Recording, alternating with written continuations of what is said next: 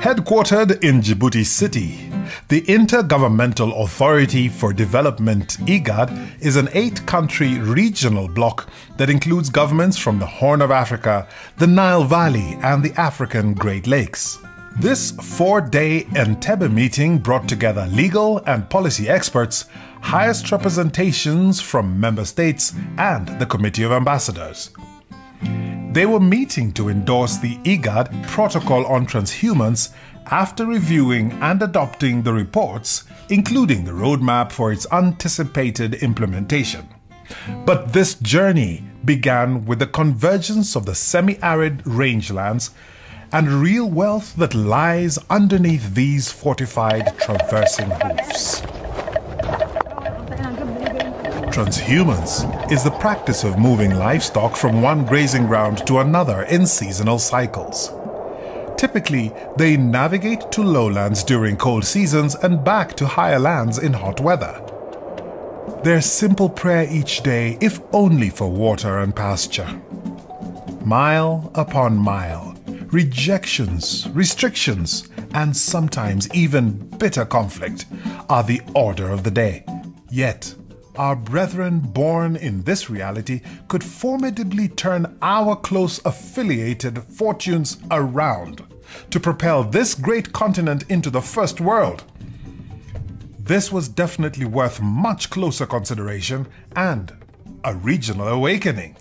The member states felt that they needed an institution like us. So they established ICPAL on July 11th, 2012. At the 45th ordinary session of the IGAD Council of Ministers. And we've since then done quite a bit. One is first of all to generate evidence.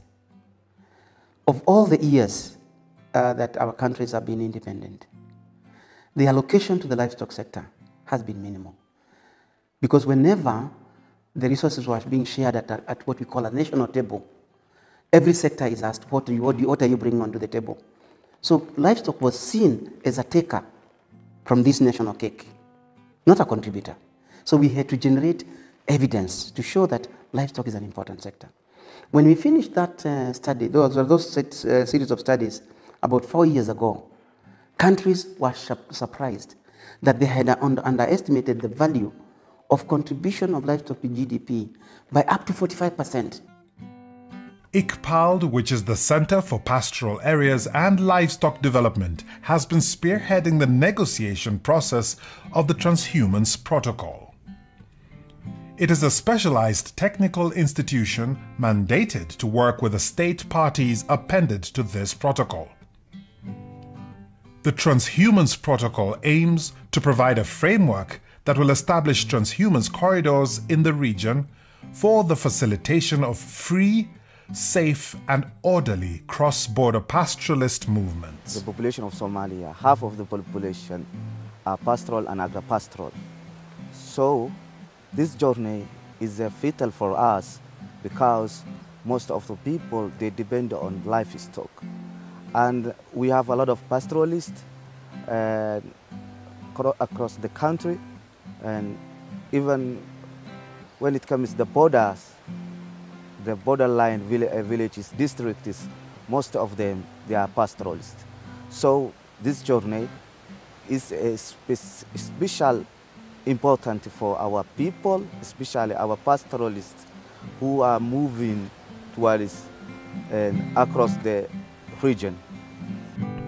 Though most of this region suffers from severe effects of climate variability and recurrent droughts, The highly celebrated protocol marks a major milestone after a 3-year process seeking to harmonize the free movement of transhumans. This Transhumance Protocol will give room to free movement of livestock in the region without hindrances. Because one thing you should know, even without the formalities, the transhumance is already there. So this is to regulate, to facilitate, and to bring services closer to the pastoralists, because they are one of us. They are amongst us. They are our brothers. They are our sisters, and this contributes to their livelihood. Pastoral cattle farming has had far-reaching implications on many economies beyond Africa, with threats that basically range from animal and human disease transference to inter-border insecurity and environmental degradation, just to mention a few. They are perceived as people who are doing a backward kind of a venture. And so within those dilemmas, pastoralists are marginalized. Everywhere I go, I see them having that sense of feeling of marginalization. Like people who do not have a right to water, they are struggling to access water.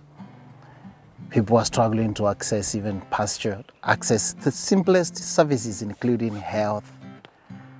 And therefore, most people, even the traders, the commercial traders who are buying livestock from pastoralists, they buy them at very poor prices, and they bring and sell them at very lucrative prices, at probably double the price or even 3 times higher. And informed by this, I think we have a challenge to make the lives of pastoralists better. But the pastoralists that live along the border regions of Kenya, South Sudan and Uganda largely depend on migrating with their sizable herds in search of water and pasture. Most countries are tirelessly on the lookout for successive pandemics to have proper certification of visiting pastoralists and improved management of their own domestic herds. We are in the localities outside Khartoum, far away. We used to move vaccination teams and information teams with our nomads. We continuously move with them, so they know what is going, and they are waiting for the results of this because sometimes they suffer a lot in these neighboring countries where there is no protocol. They may charge a lot of money. You have to pay. You have to be prevented not to enter. So a lot of this protocol will solve all their problems they have.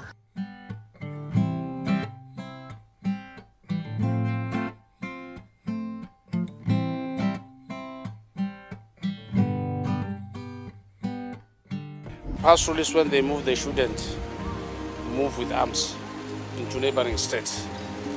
And I think over time, when the policing situation within the pastoralist areas is strengthened, then there will be no need for arms by pastoralists. But the way the situation is at the moment, right at the border, that's why there's a presence of those arms. But over time, if this protocol is implemented, the need for arms by pastoral groups will be eliminated completely.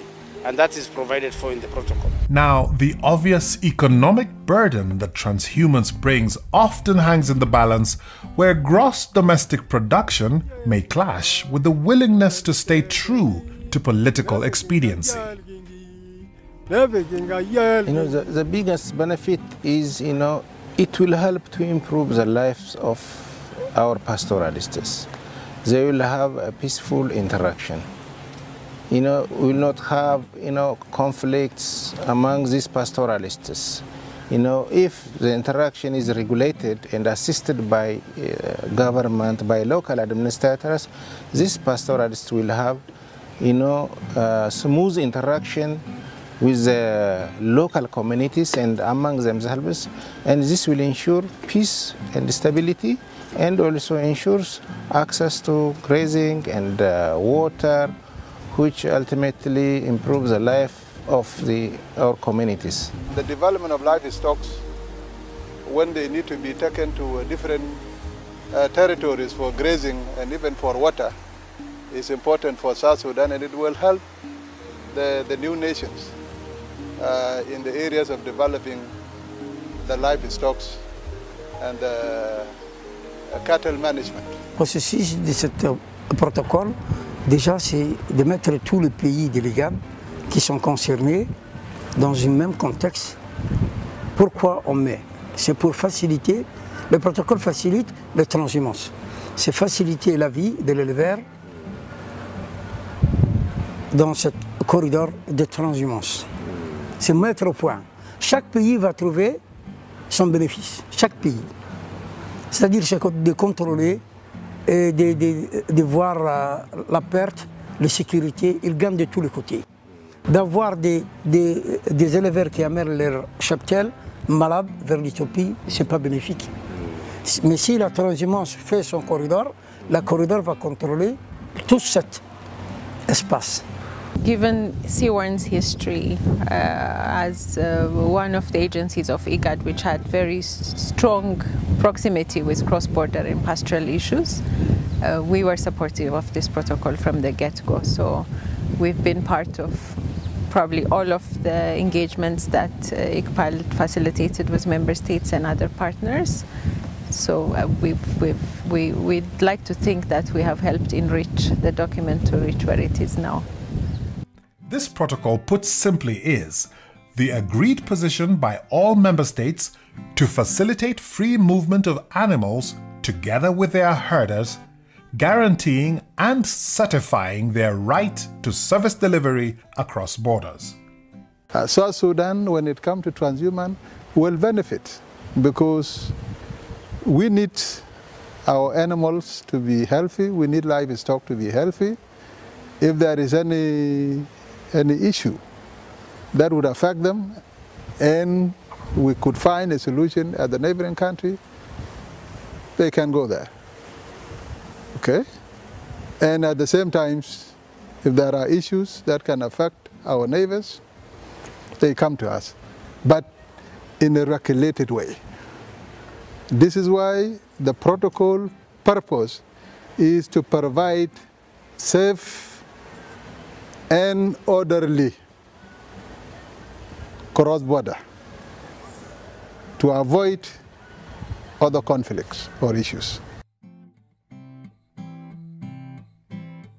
IGAD's Center for Pastoral Areas and Livestock Development has undertaken the responsibility of its mandate to draft the protocol and prepare the roadmap to address all the issues from the detailed research and reports on transhumance. The Greater Horn of Africa member states under IGAD have adopted this collective philosophy to harmonize their national policies into one legal framework that has culminated into the ICPAL Protocol for Transhumance. The promotion of effective resilience and good practice shall reap the benefits of future transhumance development. Many of the projects that are already being executed within this framework are beginning to show tangible evidence of success in building resilience and improving the livelihood of drought-prone communities. The results achieved to date are clear evidence of the commitment and collective efforts of member states, development partners, and humanitarian actors to the goal of ending drought emergencies in the region. Et moi, je crois en ce genre d'échange. Je crois qu'en mettant en commun nos forces, c'est de cette manière que nous pouvons résoudre nos problèmes. Et c'est très important. On ne peut pas, quelle que soit sa compétence, seul on ne peut pas résoudre tous les problèmes. Il faut regarder à gauche, à droite, les expériences pour ne pas répéter les erreurs que d'autres ont commises. Si moi j'ai commis une erreur, je vais partager avec vous et puis vous dire ne commettez pas cette erreur parce que ça ne sert à rien, ça ne va pas marcher. Et donc c'est quelque chose de très très fort et j'espère que nos deux régions vont continuer à travailler ensemble sur des questions de développement parce que, encore une fois, j'ai dit, le Sahel dont on parle, il commence du Cap-Vert à Djibouti.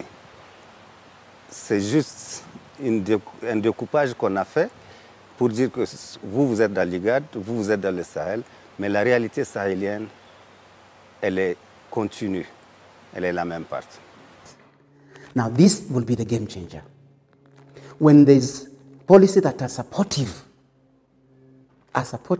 of investments in the pastoral areas, then the private sector will come and invest in those slaughter facilities. For example, why do you have to move animals from Mandera, from Garissa, from Marsabit, from Turkana into Nairobi to be slaughtered?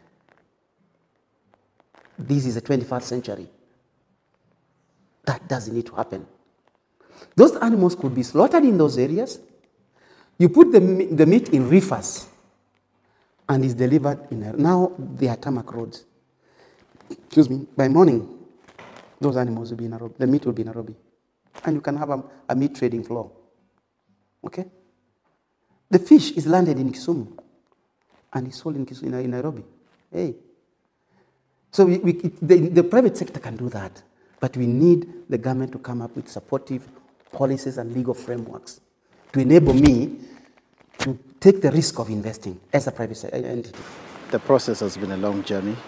We engaged into a consultative process which involved other stakeholders from pastoralists, and therefore we're coming up with a protocol which we've come up with a protocol as member states of IGAD, which takes care of the voices of the pastoralists.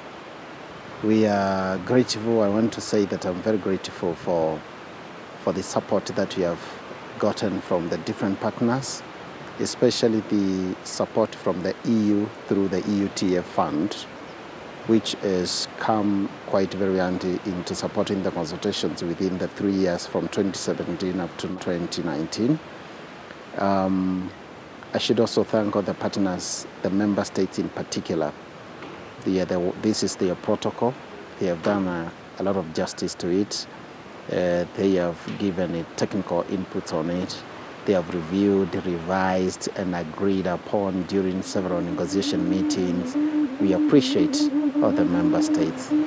The program was funded by the European Union's Emergency Trust Fund, EUTF, and the joint efforts towards finalizing this protocol have now handsomely paid off. The endorsement by the Committee of Ambassadors has not only predestined the IGAD Transhumance Certificate, but launches an interval of embarking on its implementation. Meanwhile, ICPALD goes on board with popularization and advocacy for the IGAD Council of Ministers' sanction of the protocol.